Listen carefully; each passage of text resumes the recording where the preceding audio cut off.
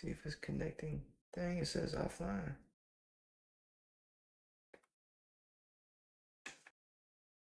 Check if it's working.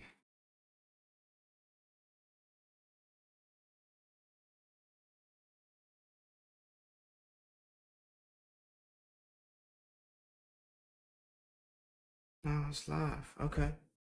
It says it's offline. I'm gonna just go ahead then. What's up, everybody? Um, I don't really have any notes or anything. I just kind of wanted to talk to you guys. Something that's on my mind. And it's the beginning of the year, it's 2026, so praise God we made it past 2025. But I just wanted to talk to you guys about God's sacred plan. And I'm calling this the sacred plan. God's plan for you and for your life is sacred. Everybody who's born into the earth realm, there's a plan and there's a purpose that was predestined for us before we were in our mother's womb. And God's purpose for you, his plan for you, and his will for you is sacred and it's special and it's important, you know. And one of the questions you've probably been asking is, you know, what's God's plan for me? What does he want me to do? What am I supposed to do here? I feel like there's something I'm not doing. I feel like there's something I'm supposed to be doing, but it's like it's not clicking, you know. I'm in this routine and what do I do? What kind of changes can I make in this new year? And that's what I want to talk about. God's plan for you, for your family, for your loved ones, for your friends. It's sacred and it's special. And if we can fine tune our hearts and align our minds to His and to the heartbeat of heaven, then there's like no end to the magnificence and the beauty and the wonder that we can start to explore with God, you know. And a lot of this starts with his presence. You know, once you start seeking his presence, you start to get to know him a little bit more and things start getting revealed to you. And if you're struggling with figuring out, you know, if it's almost like foggy, you know, when it comes to his will, you know, his plan for you, you know. And I think a part of the hard part for us is there's no step by step.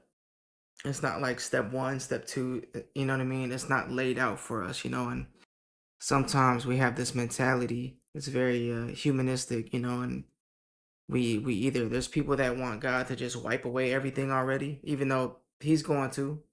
It says that in the word. There's going to be new heavens and new earth, but we want him to just wipe everything away, everything starts over, or we want him to just lay everything out, you know what I mean? And when everything's not laid out, we get confused and it's like you don't want to take the first step. But what if God is just telling you to take the first step? What if he's just asking you to take a leap of faith, you know? And Dr. Martin Luther King Jr. said, faith is when you have a whole staircase, you can't see the whole thing. All you can see is one step at a time. And that's how it is walking with Christ, you know. And there's a reason for that. His plan for you is sacred. Your relationship with God is sacred, it's special. It's not merely religious. It's not one-sided. In fact, it's very opposite of one-sided. You know, there's a contrast in the book of Exodus, which is what I'm going over right now with the Israelites. They basically were so afraid of God with the lightning and the thunder and all of the stuff that was going on. They were like, just they were talking to Moses. They're like, just tell us everything he says, and we're just gonna do everything step by step. They wanted a step by step. They wanted to be robots. You know what I mean? They didn't. They just wanted to do it step by step, and they said, "We'll do everything according to what's said and what's translated to us." And Moses' heart, at one point, he said, "Man, I would rather that all of y'all be prophets." And what was he saying? Really, he would have rather that all of them could hear from God. You know, and it's beautiful that when you become a Christ follower and you become one of his and you are one of his sheep, Jesus said that my sheep know my voice and a stranger's voice they will not follow. His sheep know his voice. So he leads us and he guides us. He's the good shepherd. and he leads us beside green pastures. And I said this to my wife. We went through a lot of trials, and through one of them, I said it's hard right now because we're in the shadow of the valley. I mean, the valley of the shadow of death. It's hard right now. It's dark. It's hard to see, and everywhere we look, we see stuff that looks off. And we're just going through the valley right now. So it's difficult, you know. Doubt tries to come, lies try to come, all of these different things that are trying to swarm us. But the reason we can take confidence is we know exactly where he's taking us. We know where the end result is, which is green pastures and still waters. Psalms 23 says that the Lord is my shepherd, I shall not want. Your rod and your staff comfort me, and he leads me. Well, he restores my soul for his name's sake, and then he leads me beside green pastures and still waters. So even if you feel like you're going through that dark trial, that dark time, a dark tunnel, whatever it is, take confidence in knowing where he's leading you, which is green pastures. Jeremiah 29:11 says that I know the plans that I have for you, which are good and not evil. So you can trust God's heart. If you go down a couple of verses, it says, when you seek me with your whole heart, then I will show you great and mighty things which you know not. So, and Jesus said, you know, when you knock, it'll be answered unto you. So when you're really seeking God with a pure heart, with your whole heart, not like you're coming with contempt, like you're trying to test them with contempt, like, nah, you're not really real, da da da da. Like you're just kind of, you know, you want to pick a fight. You're not really looking for you're not genuine. When you come to God out of a genuine heart, he's gonna come and he's gonna meet you with his presence and he's gonna reveal to you things. You know, and a lot of times God will show us the end result. He'll show you the destination, but he won't show you every single step. And it's like sometimes we don't want to take that first step because we may know what he told us to do, the end result, like, but he's not telling us A, B, and C. We might see Y or Z, but we feel like until he shows us this, we're not gonna take the first step to get there.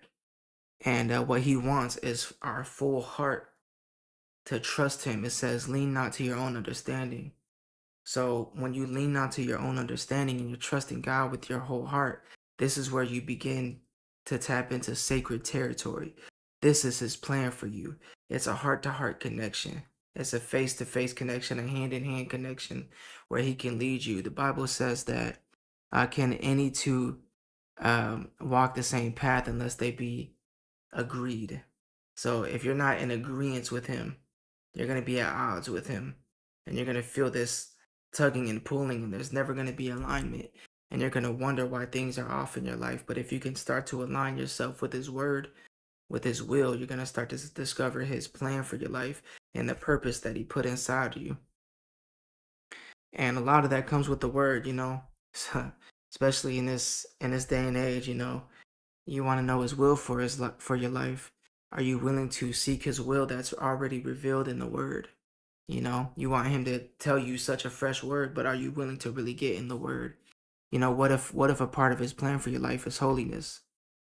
You know, and you're arguing with him about what holiness even is. You're trying to redefine it. But are you seeking his word for what it is? Are you seeking his word for what his plan for you is? And out of that, I bet you when you start to really get into his word for what it is and seek his plan for you according to his word, and you'll start to experience the washing of the water of the word. Your life will start getting cleansed. You'll start to feel alive. You'll start to feel things that you haven't felt since you were a kid. This innocence will start to come back on you, and you'll start to feel refreshed. And out of that pure place, things are gonna be awakened to you. It's gonna be like your eyes are open, and you're gonna start to realize, oh, I can see what's around me, I can see what's happening, and I can see what's in front of me. And that's the kind of place he wants you to be in. And it really starts with that heart to heart connection. That's the sacred plan of God for your life. He may not show you every single step the whole way because what he requires of us is greater than sacrifice.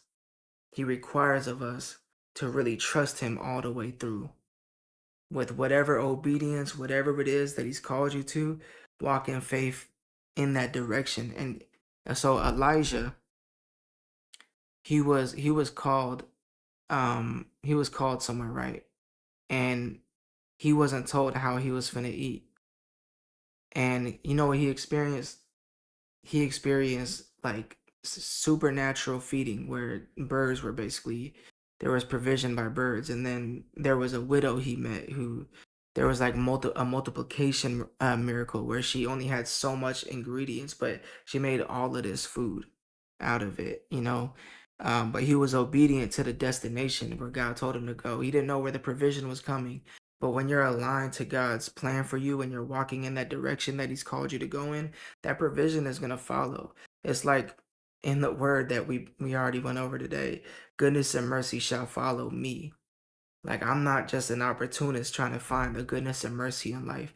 I'm trying to find the one person that is good and the one person that has all of those things that can fill me and nothing else can. And when I'm really following that purpose, seeking first the kingdom, seeking the one thing, my first love, goodness and mercy will follow me. When you're walking in obedience with God, favor will start to follow you. Things will start to shift in your life and you'll never be the same. You'll start to see your heart is different. You know what I mean? You'll start praying for people who abuse you, who curse you, people who are against you, the ops, the opposition, all of the people who hurt you in your life. You start to pray for them and you'll start to realize, oh, I thought I was praying for their freedom. I'm experiencing freedom now. All of the weight and heaviness and bitterness and all of those things that held me down is gone. And you'll be a lot lighter to continue walking on this journey with God. You know, we're trying to walk out the plan of God for our life, but we're carrying all this stuff that life threw at us. And God is telling you to just let all of that go, leave everything behind and follow me. I love y'all. That's what I got for tonight. I'm gonna try to do